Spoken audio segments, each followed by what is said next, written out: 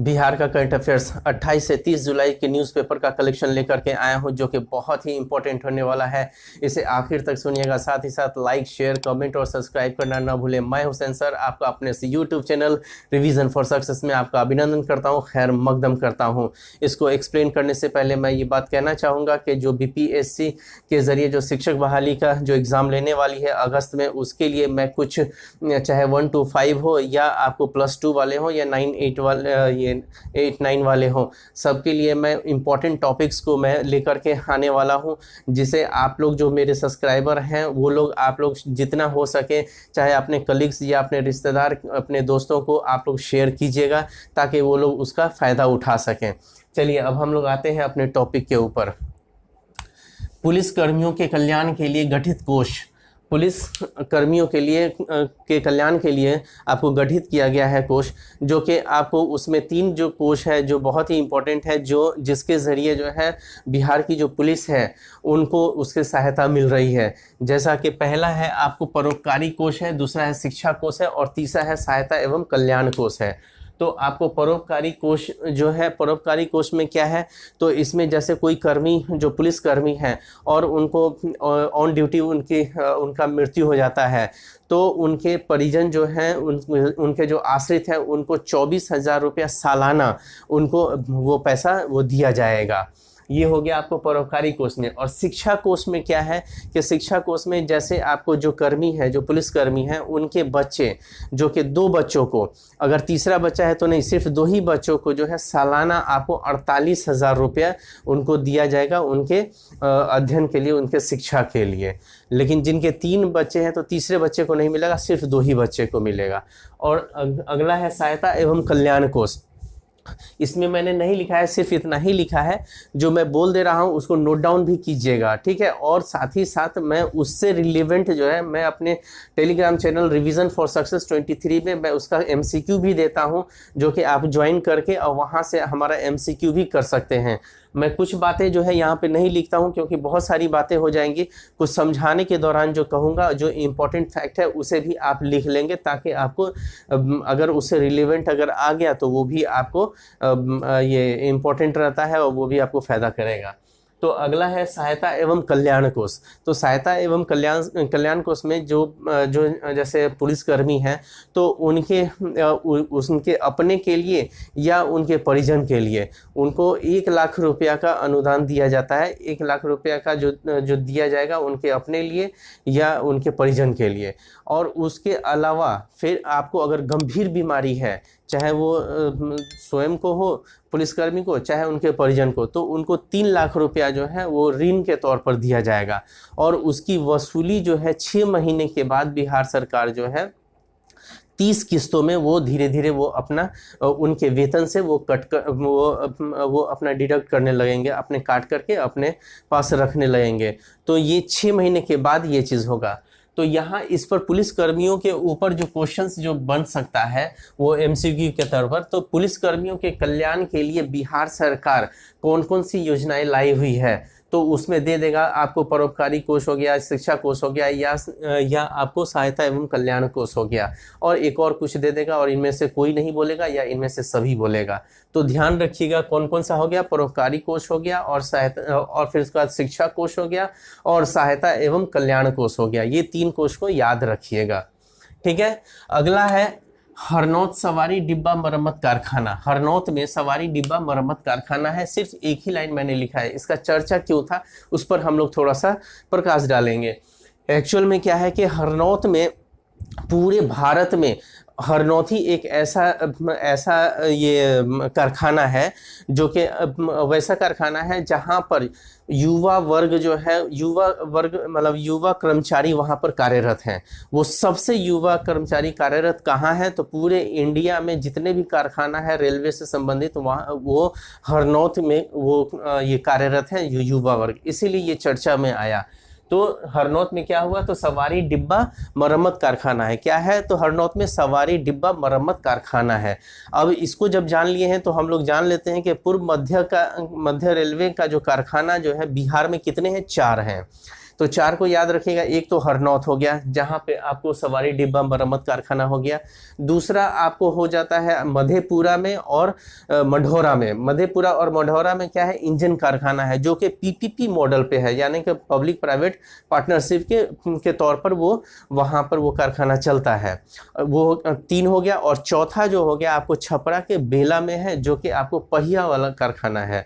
वो पहिए का जो रेलवे का पहिया जो बनता है वो कारखाना आपको छपरा के बेला में है। ये 4 जगह आपको बिहार में जो है रेलवे के इंजन का कारखाना है, नहीं सॉरी, रेलवे से संबंधित कारखाना है, जो कि आपको सवारी डिब्बा मरम्मत कारखाना हरनौत में पड़ लिया।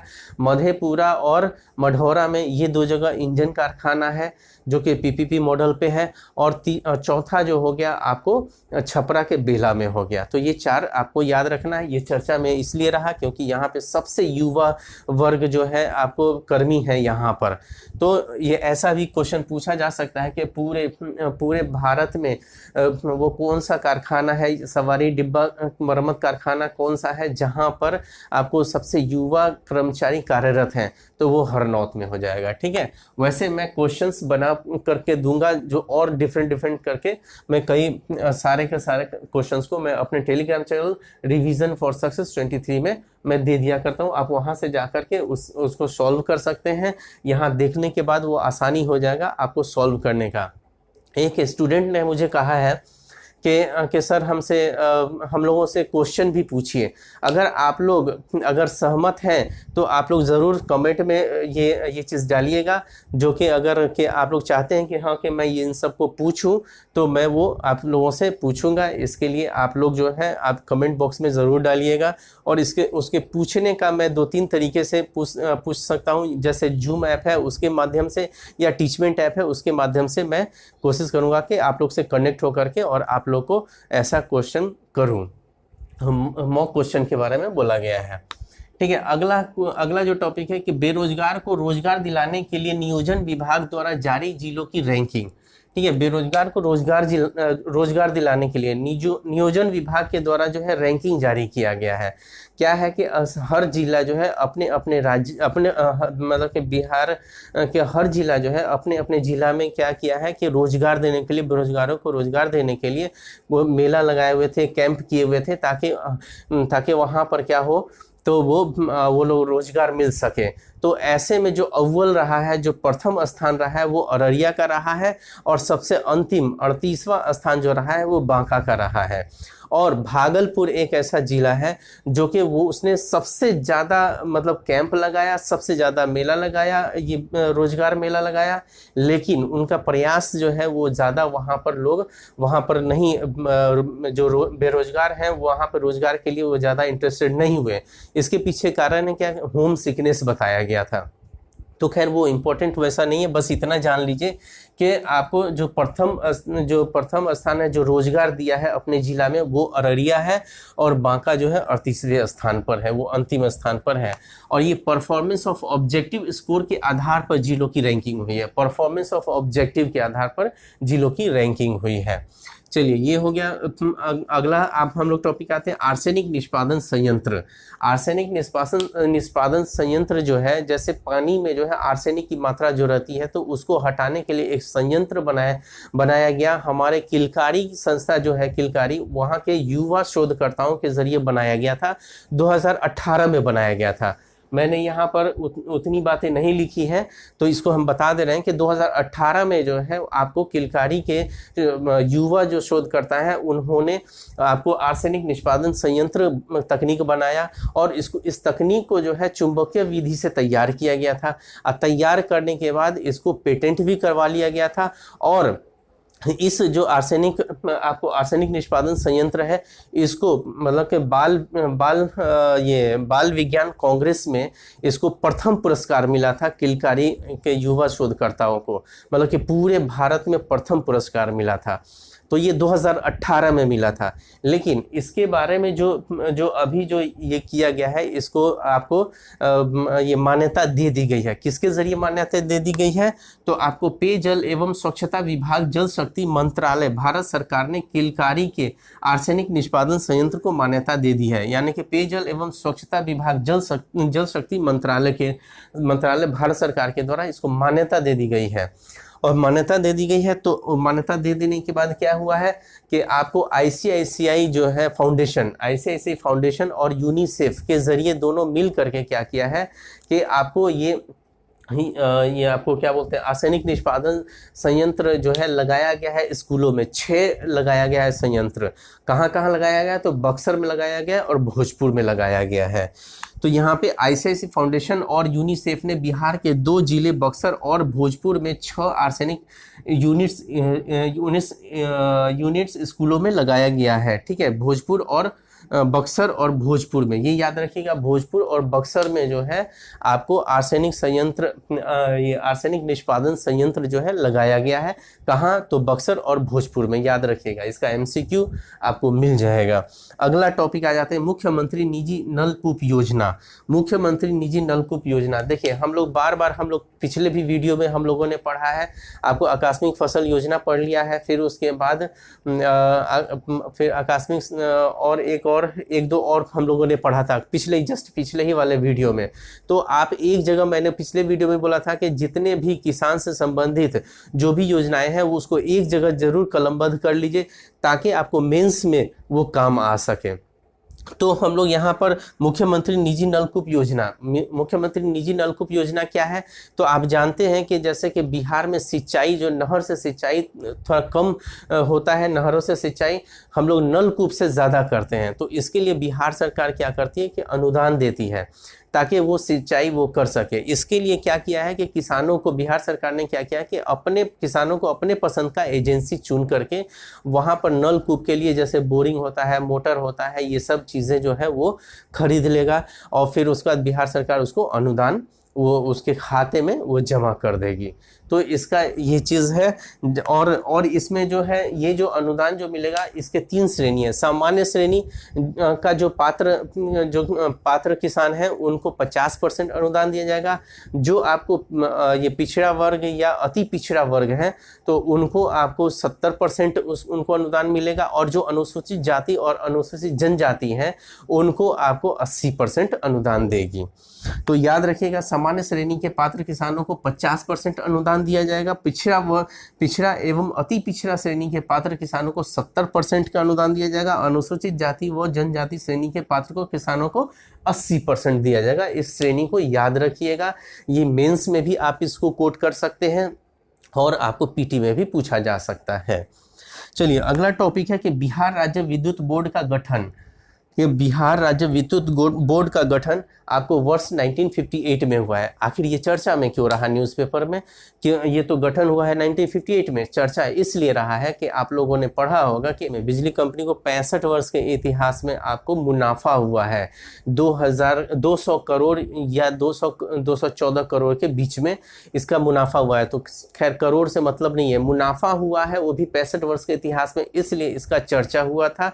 तो ये याद रखिएगा, चर्चा वो 65 वर्ष का इतिहास में तो वो हो सकता है नहीं पूछे, लेकिन यहाँ के बिहार राज्य विद्युत बोर्ड का गठन कब किया गया था? तो आपको 1958 में किया गया था, इसको याद रखिएगा। और 1 नवंबर 2012 को इस बोर्ड को जो है, बिहार राज्य विद्युत बोर्ड जो है, इस बोर्ड को भंग कर दिया गया और इसको 5 कंपनियों में आपको इसको बांट दिया गया। बांटने के पीछे उद्देश्य क्या था? तो आपको वित्तीय जो हानि हो रही थी उसको कम करने के लिए। ठीक है, चलिए अगला टॉपिक है बिहार महिला आयोग। हम लोगों ने कल पढ़ा था बिहार महिला आयोग के बारे में, पिछले वीडियो में हम लोगों ने पढ़ा था।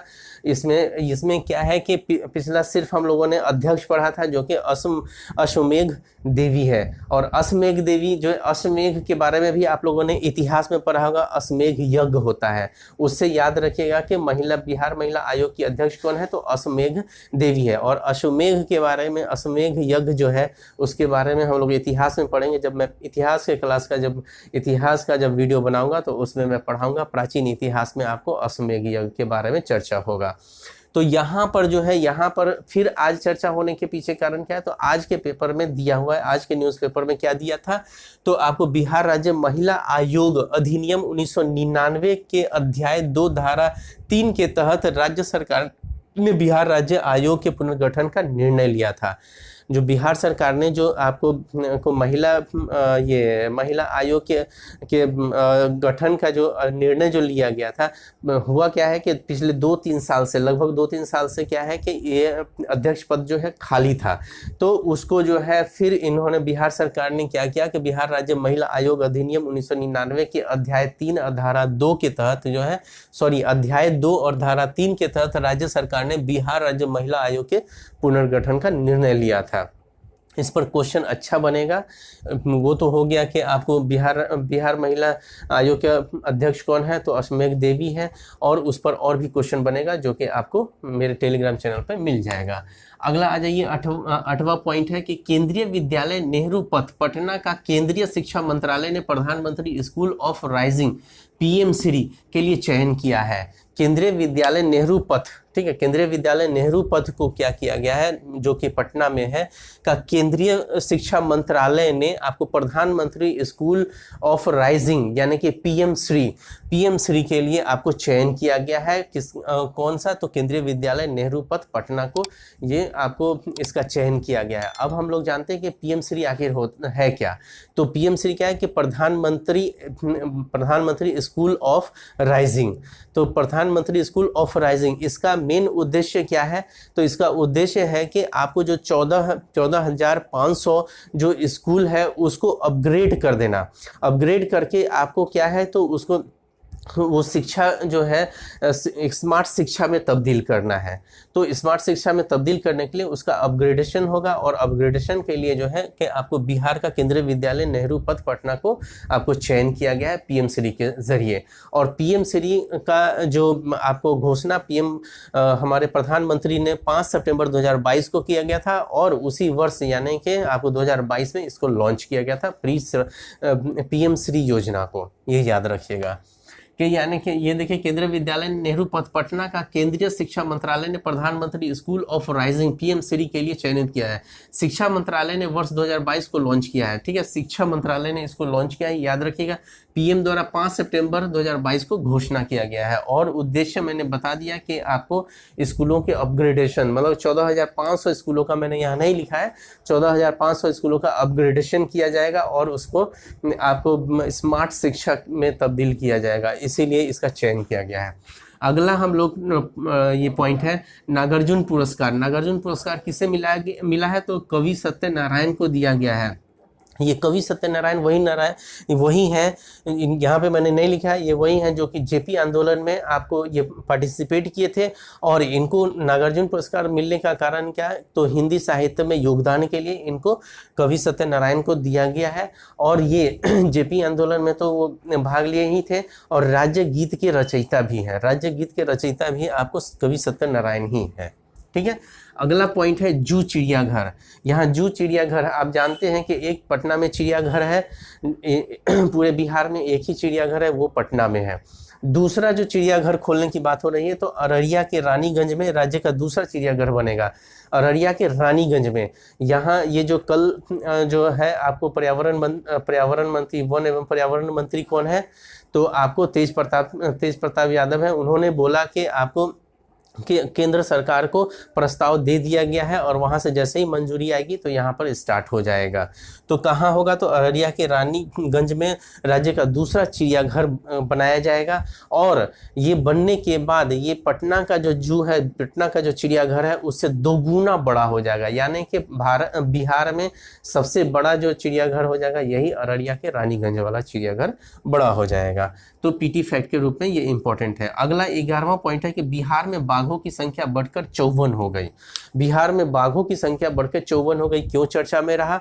तो चर्चा में रहने का कारण इसलिए है कि आपको 29 जुलाई को अंतर्राष्ट्रीय बाघ दिवस मनाया जाता है। कब मनाया जाता है? 29 जुलाई को अंतर्राष्ट्रीय बाघ दिवस, यानी कि कल था अंतर्राष्ट्रीय बाघ दिवस और आज 30 तारीख को ये न्यूज़ में आया हुआ है। तो बिहार में 54 मतलब के बाघों की संख्या 54 हो गई है। तो पहले कितनी थी? तो 2018 के अनुसार जो है आपको 31 बाघों की संख्या थी, जो कि बढ़ करके आपको 54 हो गया है। और हमारे यहाँ जो जैसे वाल्मीकि टाइगर रिजर्व है, तो वाल्मीकि टाइगर रिजर्व को जो है वेरी गुड के श्रेणी में लाया गया, बहुत अच्छा के श्रेणी में उस टाइगर रिजर्व को लाया गया है। तो क्योंकि वहाँ पर अच्छे अच्छे काम हुए हैं, इसलिए ये सारे नॉर्म्स को वो पूरा किया है, इसीलिए बहुत अच्छा के श्रेणी में लाया गया है, आपको वाल्मीकि टाइगर रिजर्व को लाया गया है। और बिहार का जो ये जो हाँ, पूरे देश में जो बाघों की संख्या जो उस न्यूज़पेपर में था वो 3682 हो गया है। इसको भी याद रखिएगा, 3682 हो गया है। जब वो नेशनल वाला मैं जो वीडियो जो बनाऊंगा उसमें आपको ये चीज़ रहेगा, पूरी जानकारी रहेगी। और वाल्मीकि टाइगर रिजर्व को बहुत अच्छी श्रेणी में रखा गया है और बिहार का स्थान 10वां है। टाइगर रिजर्व में बिहार का स्थान 10वां है। टोटल टाइगर रिजर्व भारत में कितने हैं? तो 53 टाइगर रिजर्व हैं। ठीक है, टाइगर रिजर्व कितने हैं? तो 53 है, 53 टाइगर रिजर्व हैं। और उसमें बाघों की संख्या के हिसाब से बिहार जो है वो 10वां उसका स्थान है। तो पहला किसका है? तो पहला आपको हो जाता है मध्य प्रदेश का, दूसरा कर्नाटक का हो जाता है, और फिर उसके बाद तीसरा जो हो जाता है आपको तीसरा अभी हमको माइंड में नहीं आ रहा है।